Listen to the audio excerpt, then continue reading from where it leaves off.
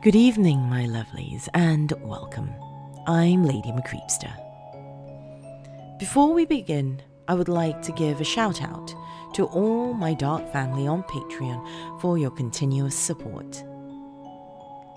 Family members such as Danny White, Nicholas Corries, Dawn Fritzwater, Melissa Perez, Honey Santiago, Oliver Dace, Karen Parrott, L. Andrew Augustus, Dana Fringer, Steven Aguilera, Tay the Fluth, Bill Thornsley, Laura Seta-Penry, and all of those listed in the description below.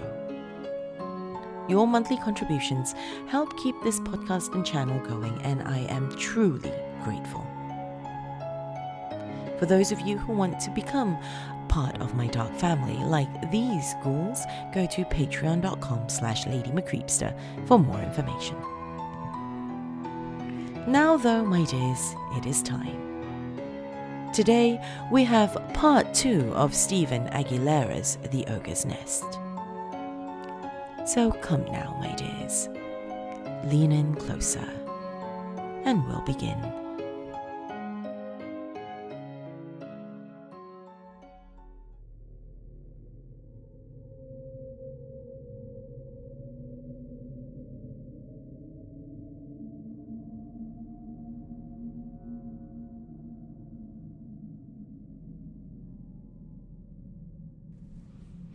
After a night of little sleep, Boyle awakens on the couch. He hawks and spits, clearing his throat of much frothy mucus. Cringing, he pulls his pant leg to expose a swollen, surgically scarred knee. Outside, a woman shrieks with laughter. It sounds like Patty, but is coming from his other next-door neighbor's house. Pushing through the pain, he stands. In the kitchen, he limps with cane past the basement door, which has a chair wedged under its knob. He peels back the window foil. In the bright light of day, about 24 partygoers enjoy a backyard barbecue next door. He watches with longing. Patty stands with his other neighbor, pinching his face and laughing over-enthusiastically. Boyle gasps. Is she being fresh with that loser? Responding with an awkward grin, the man sips from his bottle of beer while eyeing the blonde behind her. Tall, bearded, and in his late 40s, he's not exactly a Greek god, but does exude manliness.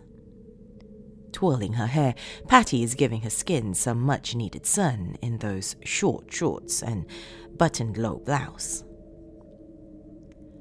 Boyle's rising anxiety affects his breathing and motor control. Tail wagging, her German shepherd nudges the man's hand. He instinctively retracts with repulsion, then tries to pass it off. Boyle presses the foil back over the window, bringing darkness over his face. Plunking on the couch, he pulls a pair of old, slightly warped drumsticks and taps anxiously until Patty's insufferable glee torments him into hurling them across the room. Searching about, he reaches under his ass and extracts a gunky remote. He unmutes the TV, but a burst of obnoxious music forces him to mute it again. It's a beer commercial. Hip young men toast to their friendship. Foxy, fun-loving women become attracted to them after noting their choice of drink. Boyle thinks back. The beer bottle his neighbor prominently held in the same brand. Patty, screaming with laughter, was giving him an obnoxious, seductive look. He smashes his fists into the couch. The following commercial depicts a girl passing a high school boy who fails to notice her. A cartoon diagram shows brain chemicals shaped like hearts passing between neurons. A large red prescription capsule with Jackoff printed on it floats whimsically across. The girl now walks confidently past the boy, who stops and stares at her ass.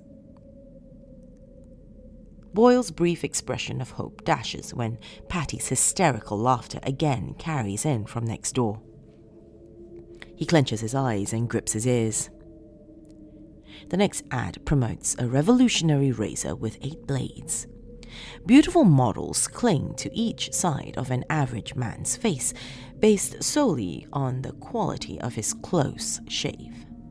Boyle feels the coarse matted hair on his jaw.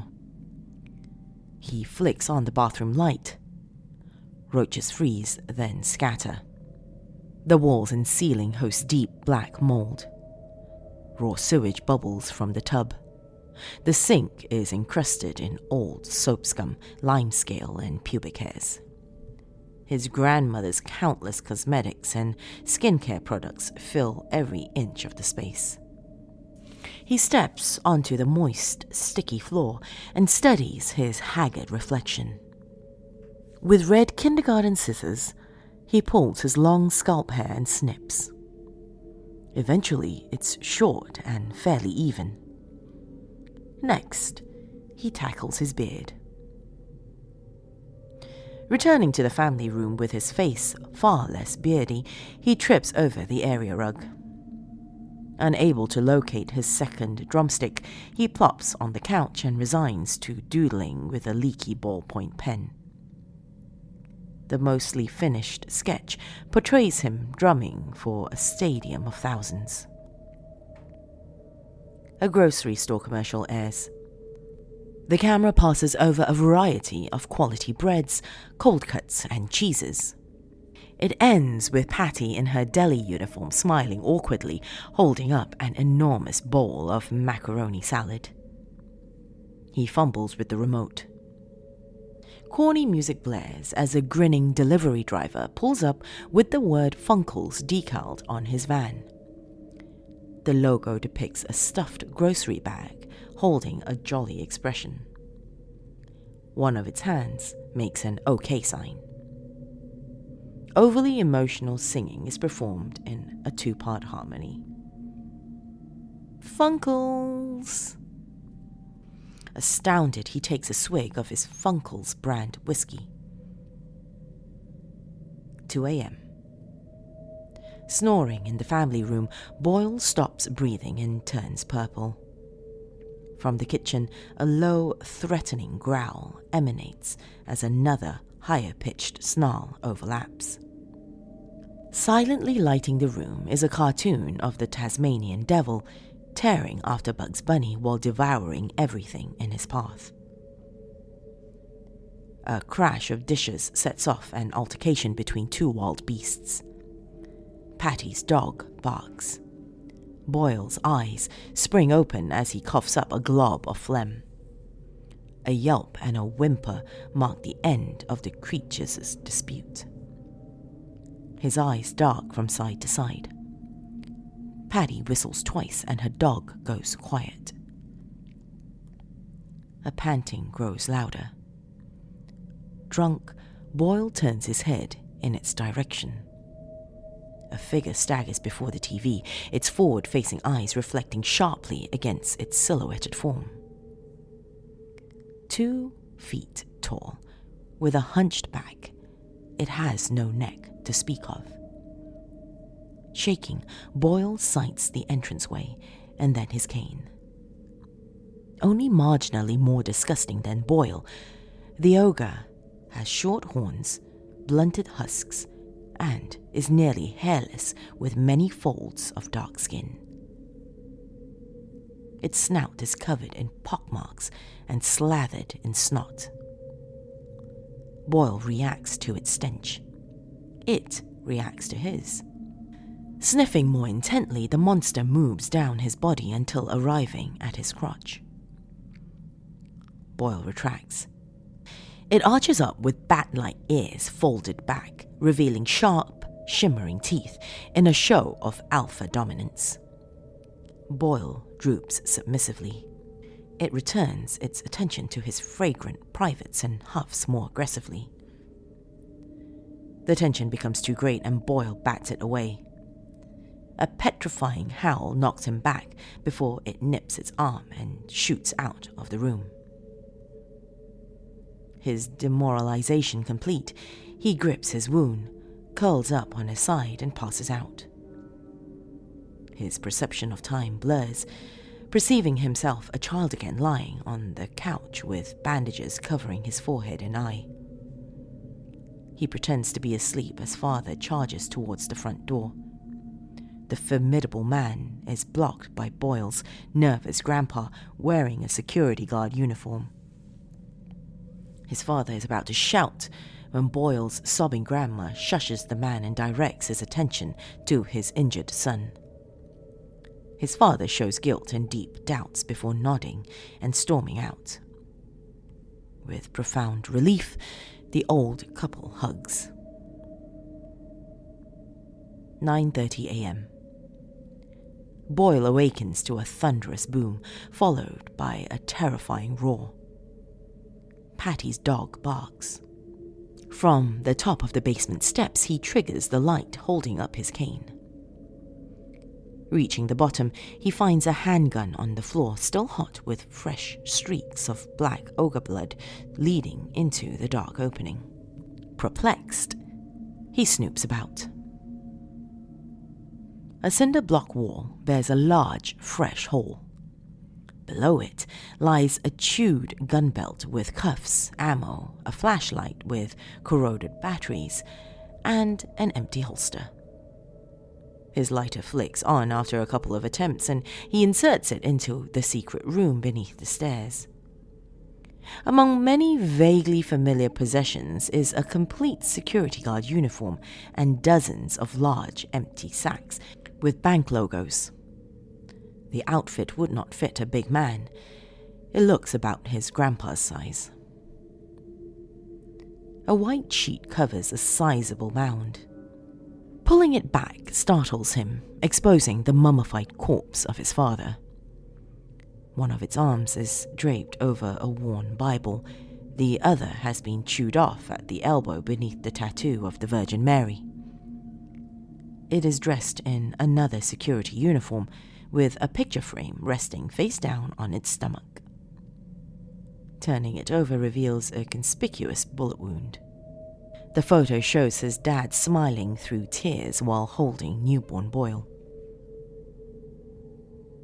He replaces the sheet and rolls a tool cabinet in front of the opening. Upstairs, he lumbers to the couch and ponders for a solemn moment. There is a settling in the room. Growing increasingly paranoid, he is unable to discern anything out of place in the jumble of countless items. His home may be off-putting to anyone else, but to the ogres, it's paradise. It is dark, there is plenty of food, tons to nest in, and no one really standing in their way. A discharge of pus oozes from the raw gash on his bitten arm.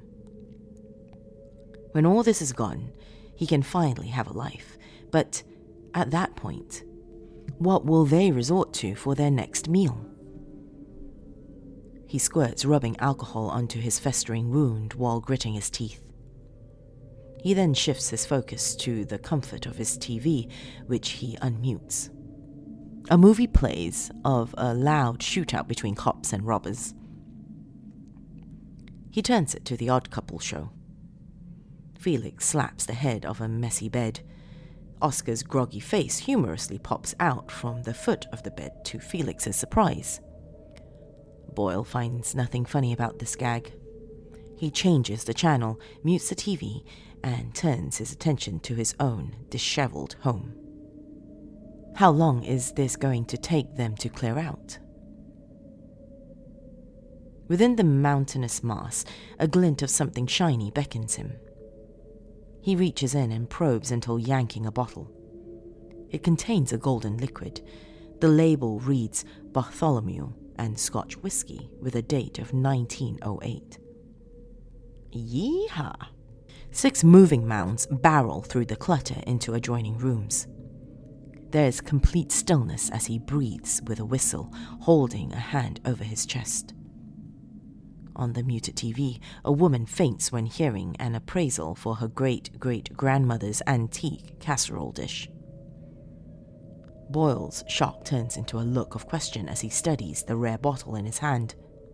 The TV itself rests in an old, ornate china cabinet coated in filth. Inside its stained glass doors, the china is unclean but exquisite. Beside it, crystal glassware glimmers. Opening a drawer reveals glimmering silverware. The pretentious crystal chandelier over the cluttered dining table garners his attention.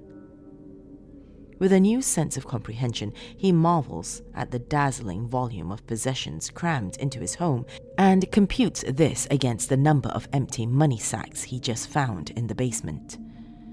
What else of worth could be in here? A thought occurs to him. He abruptly turns to leave but falls over the area rug.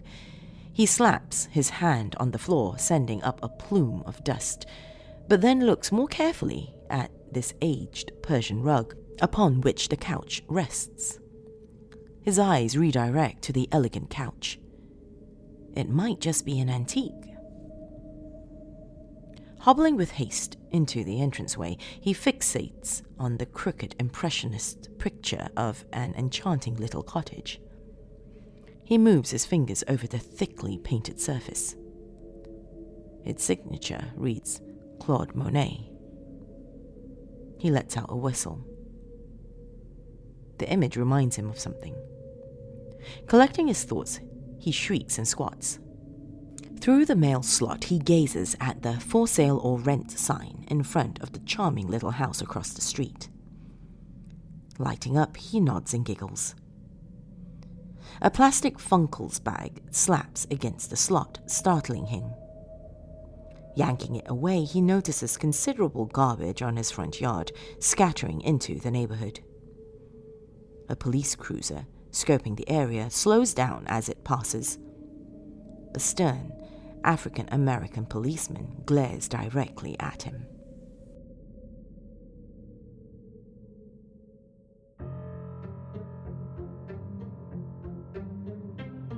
Be sure to come back for part 3 of this tale, my dears. If you have just stumbled upon my realm, I would like to take this opportunity to welcome you, my lovely.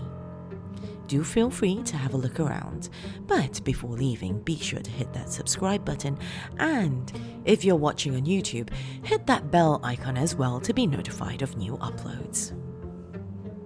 If you'd like to follow me on social media, I am Lady MCreepsta on Facebook, Twitter, as well as Instagram. That is all the time we have this evening, my dears. Till next time, sweet dreams.